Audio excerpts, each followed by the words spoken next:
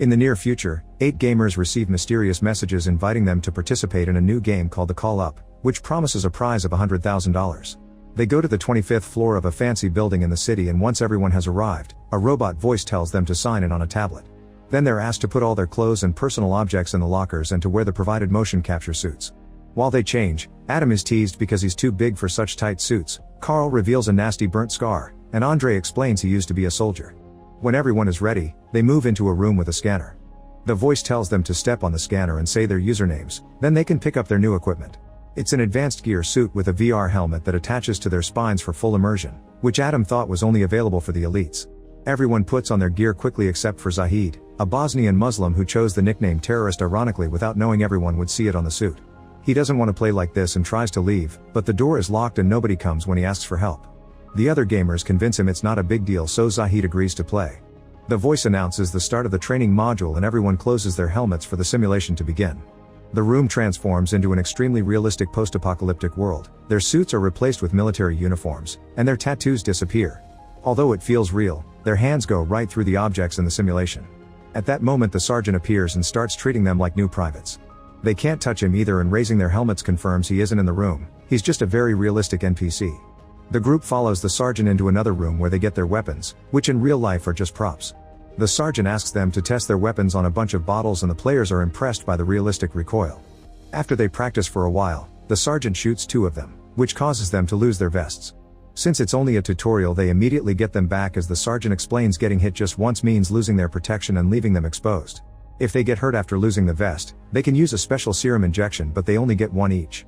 This building has been overrun by dangerous terrorists, so the group's first mission is to take them out and get to the ground floor alive. Those who succeed will get the cash prize in real life. After the sergeant disappears, Andre decides to lead the group because of his experience and gives them tips on how to stay stealthy. They look around the different rooms until an enemy appears in the corridor and opens fire. Most of the group hides, but Andre moves fast and kills the guy. While the voice announces that they've completed level 25 and all the points are for Andre, they touch the body and confirm it's also an NPC. When they take the stairs, they discover there's a mechanism that will electrocute them if they try to leave without finishing the level. The group enters level 24 and finds more advanced weapons, so Andre teaches them how to use them. They move into the main room and Marco kills the first enemy that appears. Gaining confidence, most of the players begin running around and using random objects for cover while bringing down all the terrorists. Adam wastes all his bullets without landing a single shot, so Andre cuts in to shoot the guy and gets hit in return, so he loses his vest. Meanwhile, Taylor is having a panic attack. It turns out that a friend of hers received the invitation and she came in her place, but she can't handle the game's realism. Shelley tries to comfort her and remind her that this is just a game, but when it's her turn to shoot someone she can't do it either. The terrorist approaching the girls is killed by Carl, who is then shot and loses his vest too. Carl tries to surrender, but the enemy shoots him again, so Shelley runs out to kill the guy. Both Carl and Shelley open their helmets, and even in real life, Carl can feel the unbearable pain. They return to the game and Andre injects Carl with the serum to instantly heal him. A traumatized Carl opens his helmet again to throw up in real life and says this can't be a game. Afterward, the whole group opens their helmets to take a break. While Adam finds new weapons, Carl explains he felt real shocks and theorizes this must be a reality TV show. Zahid panics and tries to take off his suit but can't, so Marco thinks it's a test. Then Zahid points out this could be an experiment by the military and Marco agrees, saying that Andre must be their inside man. An argument ensues and things get tense, so Andre goes to the bathroom to calm down. The players don't realize the game is still going and the terrorists they killed are revived. One of them corners Andre in the bathroom and he only gets to close his helmet before he gets shot down. He wants to heal himself, but he's already used the serum on Carl. The others hear noises and close their helmets too, only for Edward to immediately get shot down. The group runs to hide and Taylor tries taking the stairs, but the level isn't completed yet, so she's blocked. Soon the terrorists are opening fire and the team defends themselves the best they can. Edward heals himself with a serum while Andre drags his bleeding body through the corridors. When Adam throws a grenade, he kills all the remaining enemies and the level is finally over with Adam taking the high score. Without the gunshots, the team can finally hear Andre asking for help. At that moment, Andre opens his helmet and hears a timer before his brain is electrocuted, causing him to convulse for several minutes. By the time the others find him, Andre is already dead. Shelley tries doing CPR to no avail. The voice announces they can proceed to the next level, but the group doesn't want to play anymore. They notice some blood on the ground and realize the helmet killed Andre, so they try to take them off, but it's impossible. Zahid panics and grabs a fire extinguisher as he asks for help with a test. Carl volunteers and hits Zahid with the extinguisher a couple of times, but the helmet still won't come off. At that moment they're called into the game by the sergeant, who walks right through Carl before kicking Zahid a few times to punish him for breaking the rules. Since the sergeant warns them about punishments for not playing, the group has no choice but to keep moving. They go through several levels without much trouble, although on each floor they must learn to use new weapons and deal with new game mechanics.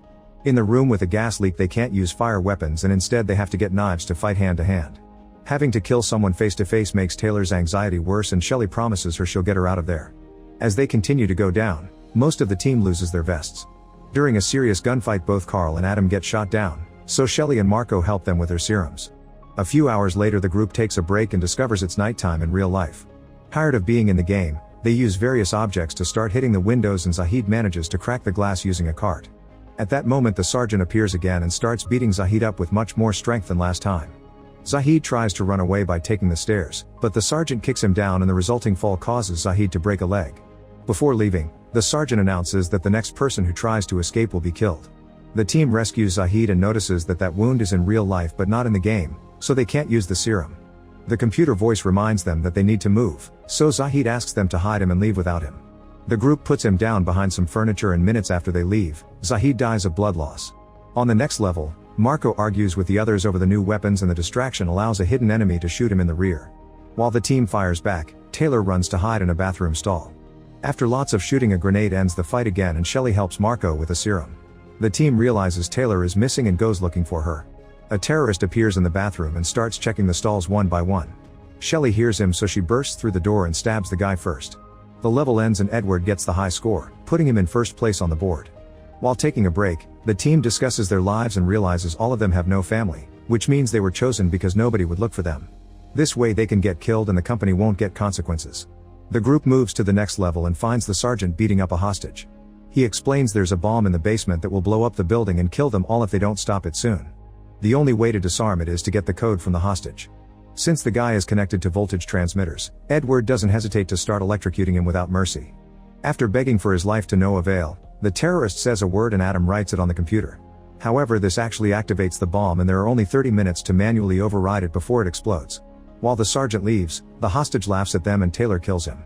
A furious Marco blames Adam for this and tries punching him but gets his hand hurt on the helmet, so he opens it to punch his actual face. When Taylor tries to stop him, she gets hit as well. At that moment the sergeant's yelling voice can be heard saying he's holding the elevator door open. The team rushes to get inside and the elevator starts going down, only to stop rather abruptly. The doors don't fully open so Marco pulls to create enough space for everyone to come out. However, when Adam tries to leave Marco blocks him as punishment and they both end up stuck inside. The elevator takes them to the third floor and closes after they come out. The duo sees a crashed helicopter outside the window before they start advancing through the level. Marco forces Adam to go first and Adam manages to kill a terrorist, but he also runs out of ammo. This doesn't stop Marco from pushing Adam ahead, keeping him as a shield. This allows Marco to run and hide while Adam is shot down, and in a few seconds he's dead. With only 15 minutes left Marco has a breakdown, but he doesn't hesitate to move when the voice announces this level is finished. Meanwhile on the fourth floor, the rest of the team finds some weapons and starts searching the area. Suddenly a terrorist throws a smoke grenade and Carl has to step back as he has a panic attack. Shelly rushes to check on him and Carl explains he lost his girlfriend during the fire that gave him the scar. He blames himself for not saving her and now smoke is a trigger for him. With a few words, Shelly calms him down and convinces him to keep moving. The team continues to go through the different levels and reaches floor 1 with almost no ammo. While the others keep fighting the terrorists, Taylor searches the area and finds some serum. Suddenly Marco appears behind her and asks for the injection but Taylor refuses, so Marco shoots her to death. When Carl comes looking for Taylor, Marco pretends he's being attacked and ignores him. Carl finds Taylor's body and after freaking out, he sees she's written Marco's username with her blood. A furious Carl opens his helmet and attacks Marco in real life, landing a few kicks before trying to choke him. However, Marco pushes Carl against a wall and brings him down to hit him until they separate. Carl retaliates by hitting Marco with a fire extinguisher but Marco kicks him off.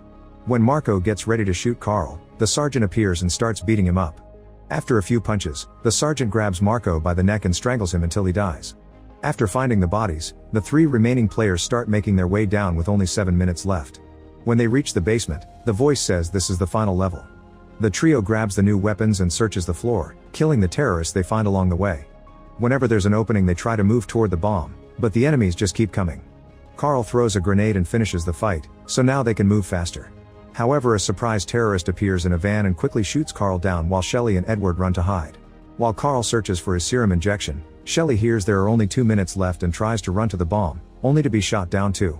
Carl gets shot again as he moves toward her and heals her instead. He tells her to win before dying by her side. Edward then uses a bazooka to kill the last enemy and runs to stop the bomb with just a second left. Afterward, the sergeant shows up to congratulate them on winning. Edward starts repeating the sergeant's speech, revealing he's been the company's inside guy all along. The simulation ends and a bunch of men in black come in to put Shelley to sleep before they start cleaning the building and getting rid of the bodies. The game server deletes all the information on the players and initiates the shutdown sequence. In the morning, Shelley wakes up in her normal clothes and finds Edward in a suit helping the crew take care of everything. He gives her the bag with the cash prize, and when she threatens to go to the police, he points out nobody will believe her. When a man tries to sedate her again, Shelley fights back and injects him instead. Then she steals his gun and shoots all the lights in the parking lot. Edward sends his men after her, but after all the experience Shelley got in the game, she easily kills them all. When Shelley comes out, Edward begs for his life, but she kills him too with no mercy. Then she leaves the building without taking the money. Make sure to subscribe and turn on notifications so you can watch more videos like this. Thanks for watching.